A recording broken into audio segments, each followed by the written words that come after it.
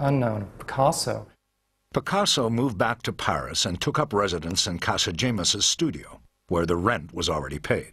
The show was only a month away, and he had nowhere near enough work to fill the gallery. Picasso spent the next 30 days working at an exhausting pace. Some days he turned out as many as 3 paintings.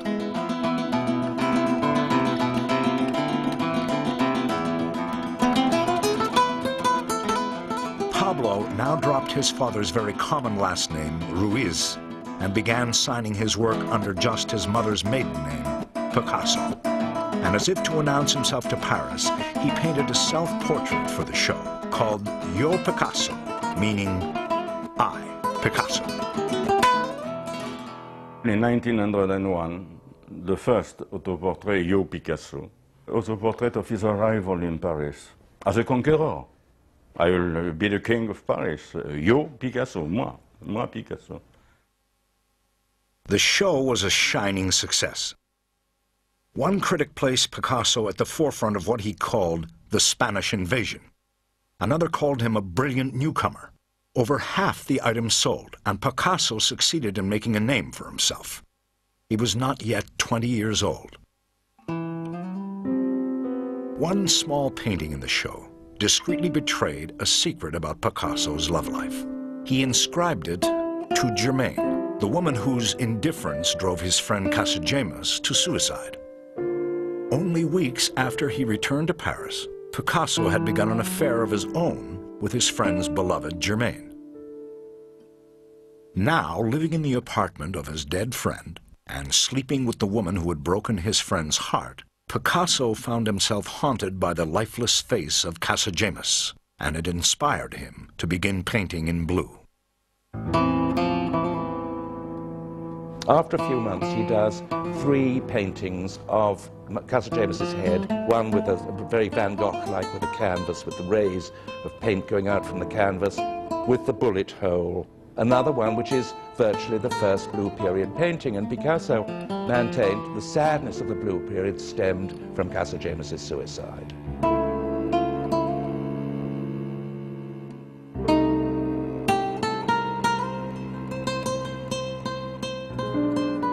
Picasso became profoundly depressed. Again, he was broke. He had run through his profits from the sales at Vollard's, and collectors found the blue paintings too grim. His dream of conquering Paris now felt like a defeat. During the Blue Period, when he portrays lonely women, I think it's because deep inside he feels sad and lonely, and he transfers this. He identifies with this marginal world, but is reflecting on his inner world too. Now 20 years old, Picasso faced an uncertain future. He began another self-portrait. In it, he is bearded and huddled in a coat, looking chilled, hungry, and restless. In January 1902, Picasso wired his father for money and went home to Barcelona. These were dark days for Picasso, but the success of his Paris show had given him a glimmer of the recognition he knew he deserved.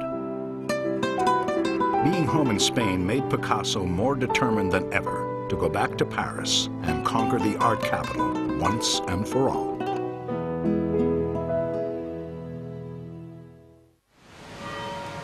At the beginning of the 20th century, Paris reigned supreme as the capital of all the art world.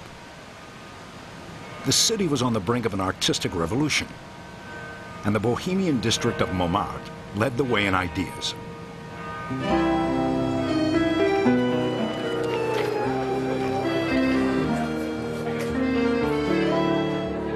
It was here that writers and painters sought refuge from Paris's high prices, and it was here that Picasso came, bursting with hope, when he returned to France in 1904 for good.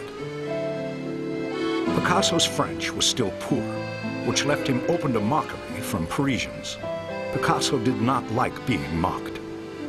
So just think of, there he is, he's 5'3", 5'4", he's dark, he speaks French abominably. The social rage in him, on the one hand, he thinks he's extraordinary, he knows he's extraordinary, he absolutely knows it. You know, he had such facility with his hands that he could draw anything at any moment. And to know that he's gifted with genius, and at the same time to be looked down upon socially, even to a small degree, a slight note of condescension. I mean, this man was a volcano inside.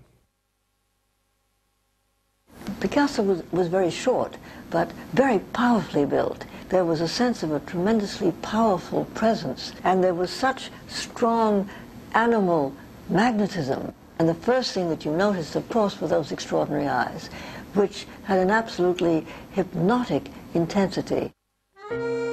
On the street in Montmartre, Picasso noticed a voluptuous, dark-haired beauty. One day as she walked past, he thrust a kitten toward her. She laughed. Her name was Fernande Olivier, and she worked as a painter's model. Picasso invited her to his studio. She became his lover, and in a year's time, she moved in with him. Picasso was entranced by the sultry Fernande, but he was intensely possessive, and still full of Spanish machismo. He felt that she couldn't be trusted.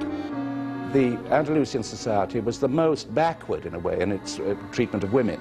Picasso once said to one of his mistresses, "I wish you'd wear black, cover yourself up, and so men can't have you with their eyes." To keep her from leaving the studio, Picasso stole Fernande's shoes. Sometimes he kept her locked in. But Fernande put up with Picasso's mercurial nature. She said although his jealousy frightened her, other times he was tender, kind, and amorous. Picasso's charm went a long way in making up for his poor French, and other intellectuals found him intriguing. He made an immediate friend in October 1904 when he met Guillaume Apollinaire, a young poet whose star was rising in the avant-garde.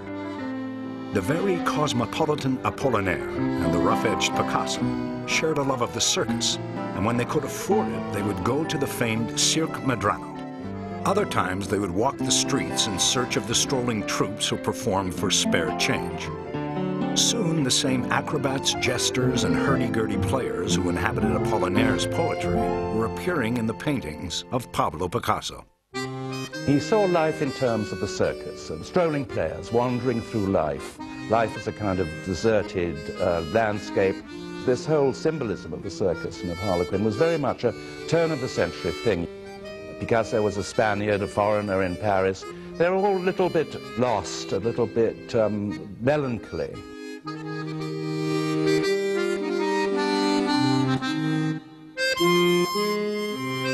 Late at night, after his friends had said their goodbyes, Picasso would go back to his studio and work. He had begun to work on a large project. It took 9 months, and in late 1905 he completed this masterpiece of what would become known as his Rose period, for its soft tones of pink and red. It was called Family of Saltimbanque, meaning strolling acrobats. Although Picasso distrusted dealers, he knew he needed them. But he preferred to rely on friends to find buyers for his paintings. Through one such friend, he came to the attention of Gertrude Stein and her brother Leo, wealthy Americans whose walls already bore several works by Paul Cézanne and Henri Matisse. Well, Leo and Gertrude Stein were of crucial importance to Picasso, to Matisse, to a number of the major artists of the 20th century. They were willing to buy pictures for reasonable prices when most people were not willing. So they brought many other artists to a larger intellectual sphere that made them not just individual artists of merit, but vanguard figures in 20th century art. Soon the Steins owned 7 Picassos and began paying him a regular stipend toward more.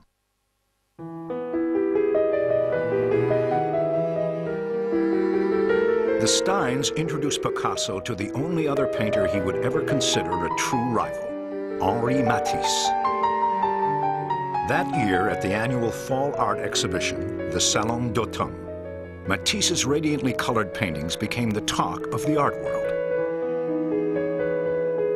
Picasso envied not only Matisse's success, but his obvious originality. Matisse had already achieved the very thing Picasso sought to do, to defy classical tradition.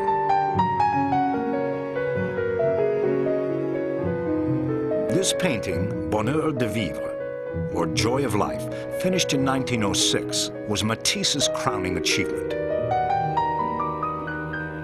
The two painters would see each other at the Stein's Saturday night soirees, and soon began to pay secret visits to each other's studios. Each encounter with Matisse fanned the flames of Picasso's jealousy. Suddenly there's Matisse, who's always been there, and now he's getting bigger and bigger, and Matisse is older than him. Matisse has a lot of panache, his social cachet. He can talk for hours intelligently in the salon about painting,